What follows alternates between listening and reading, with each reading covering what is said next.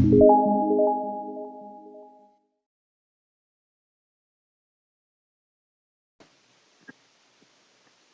evening, everyone, for joining us. This is part two of the dangers of social media. Over the past course of a few months, we've been discussing just some of the more prevalent things that have kind of been around, but also have been exacerbated since the pandemic. The more connected infrastructure becomes, the more issues we do find, ranging from deviant behaviors that come from the self to actual predators that come online. And today we're joined with people who have a general interest in trying to protect their families, their children, and just to have an overall understanding. We're joined with Steve Krall, who has 6 years of experience. He also serves as a magistrate in the state of North Carolina. We also have Detective Thompson today, who's going to share with us a little bit of her experience in the field. Steve, uh, I'd open up the floor to you. You want to share just some overall themes of what we've been discussing? I think really we've been just discussing the cyberbullying and the sexting and the ramifications, the ripple effect, if you will, of how those things never go away. They're always prevalent. They're always there, even when you think they're gone. And to really, for parents, just to focus and it's okay to be intrusive in your kids' lives when it comes to their safety about these things. And don't be afraid to have those conversations with them.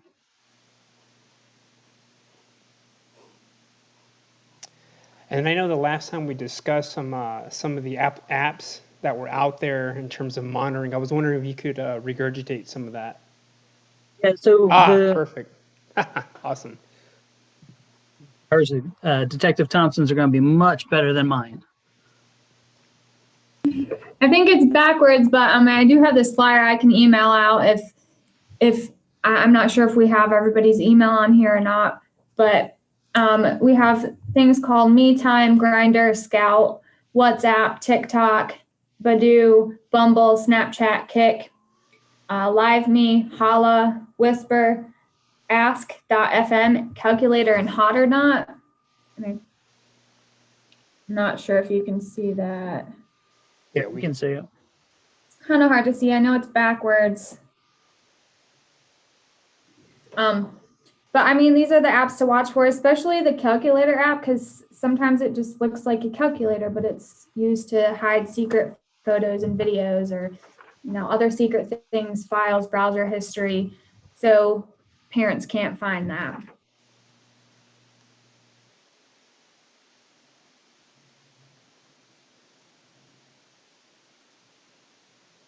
Do you want me to go into a couple of the monitoring apps again? Yes, please.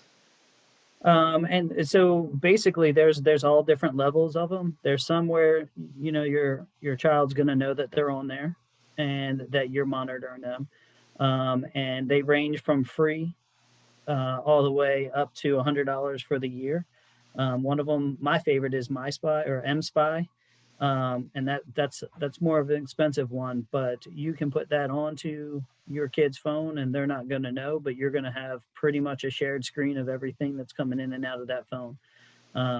So even if you don't know that extensive list that the detective just posted for us, which I didn't even know, I don't know, 13 of them maybe, you're still going to be able to notice something going on. But then there's Bark and Qustodio, Qustodio. That is kind of all around, where you kind of have that conversation with your teens and let them know that, yes, I'm monitoring it, but at the same time, we're going to trust you to kind of know that we're monitoring you, and don't try to find ways around it.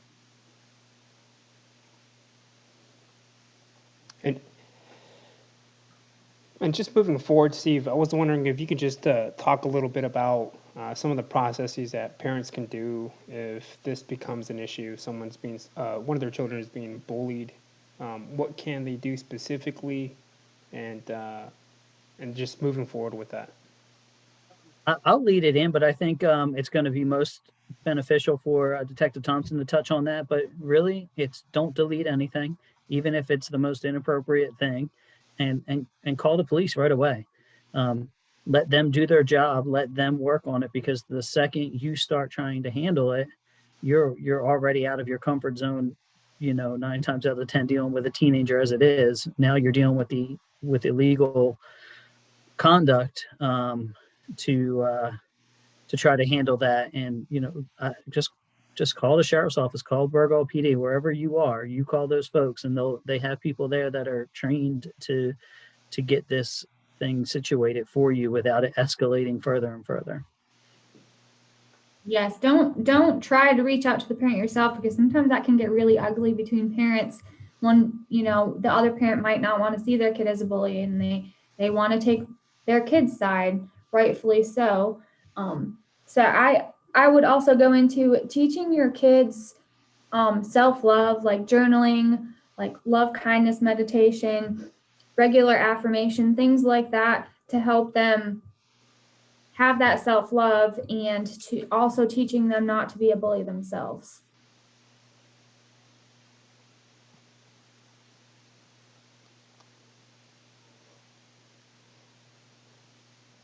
Can you go into a little bit more detail of just the process of if I was a parent? I mean, I know just going to, I mean, if I just called the sheriff's department, are they going to send somebody? Do I have to file anything specifically? What if I'm a parent and some of this stuff is circulating around there? What kinds of things are there where, the propagation of some of this content being stopped? What's the probability of that happening? The probability of, say, pictures or something getting out there. Yeah.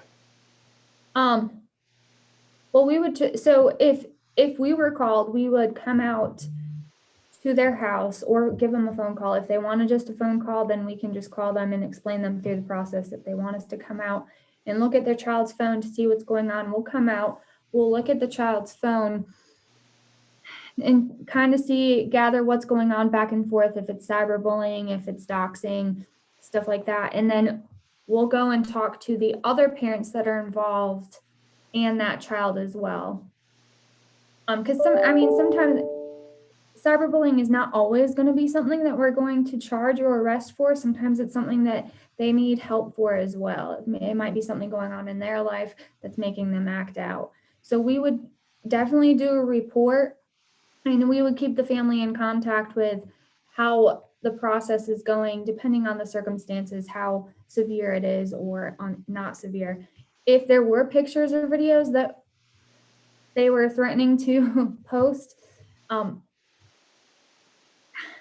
it's hard to say. There's nothing that I can do about that, but I can go and have them delete it from their phone, but they could have already uploaded it to a cloud. They could have already done this. We can ask them to do that. We can, get search warrants and look for it and delete it ourselves. But once it's already out there, it's already out there. Yeah. And I think that's a good segue to get into the sexting aspect of this conversation, which I think is also obviously it's another issue, and that's kind of where I was kind of going with that. There's stuff gets out there. I know that there's systems in check that can allow for some of that stuff to get deleted, but as screenshots go, as content gets saved, a lot of that stuff still stays digital. I was just wondering if we could just talk a little bit about sexting and the legalities of that and some of the laws. If you're overage and you're speaking with someone who's underage and they happen to send you some kind of content. One of the points I want to clarify, though, is overage and underage is irrelevant in terms of having the naked picture. If you're a minor and you have another minor who's naked, you still have child porn. It's that there is no consent like we're thinking of dating.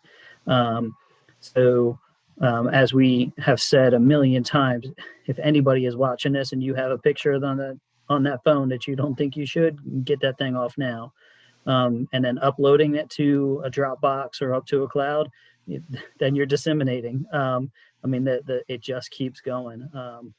The charges of first degree, second degree, and third degree sexual exploitation all come into play depending on the varying degrees of how you are keeping that, if you're creating that, or if you're sending that around to your friends or your buddies. And they're all high-level felonies. level felony, C level felony, and an E level felony.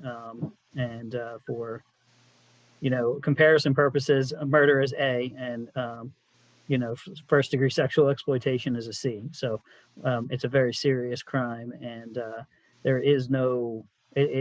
It's worse, obviously, if you're an adult with a little kid's naked body on your phone, but there is no discrepancy. It's just which court handles it. But you're still facing the same high level felonies that you would, no matter what your age is.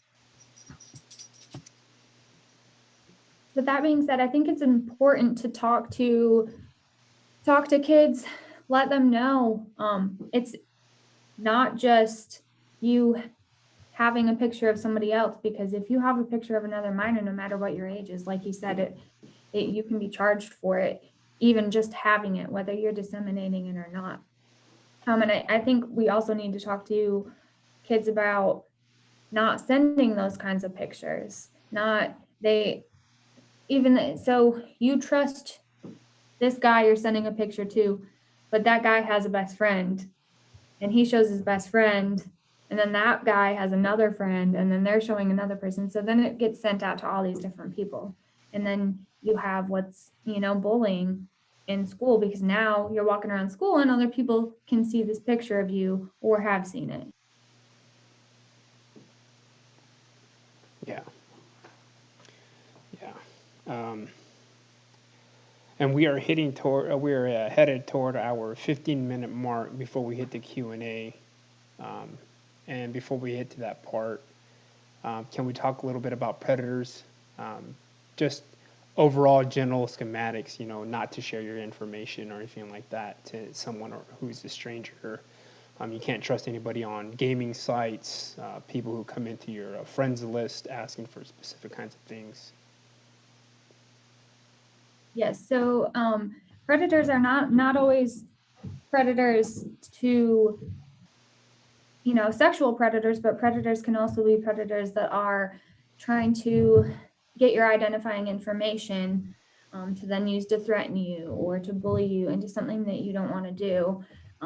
Sexual predators, predators in general, they cultivate young kids because it's hard for young kids to have that common sense of this person is just trying to fool me. So they cultivate them, they groom them, they get them into a relationship like, oh, you're my best friend. Oh, and they get the child to do stuff for them or to come to them.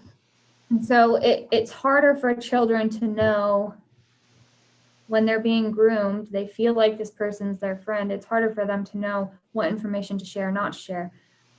But we need to make sure that the kids fully understand we're not supposed to talk to strangers. And even though this profile right here says Brandy Thompson, it might not be Brandy Thompson. We need to make sure that it's that person, because it could be somebody else pretending to be Brandy Thompson.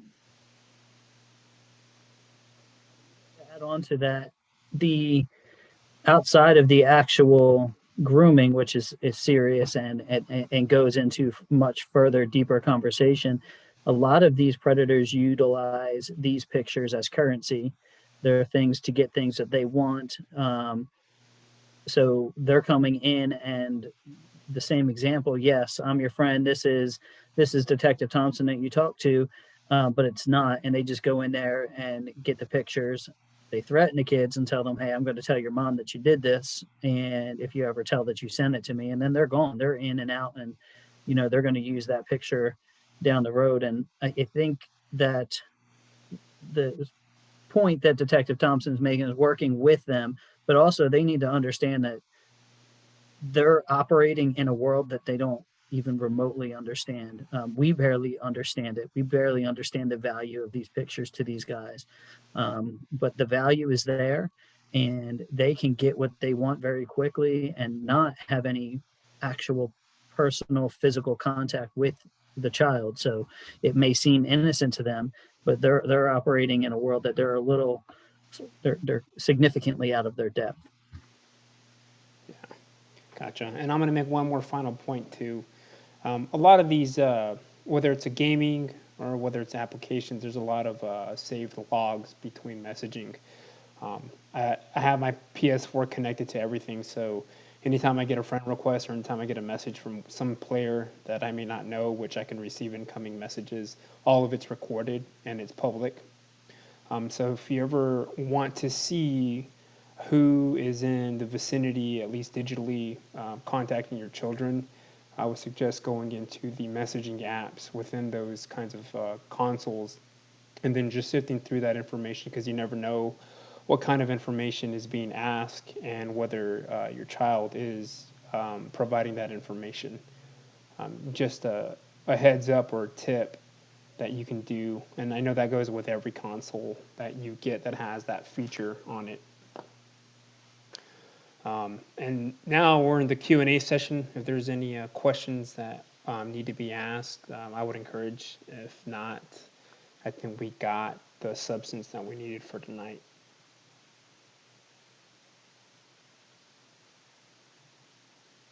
Nope. Cool.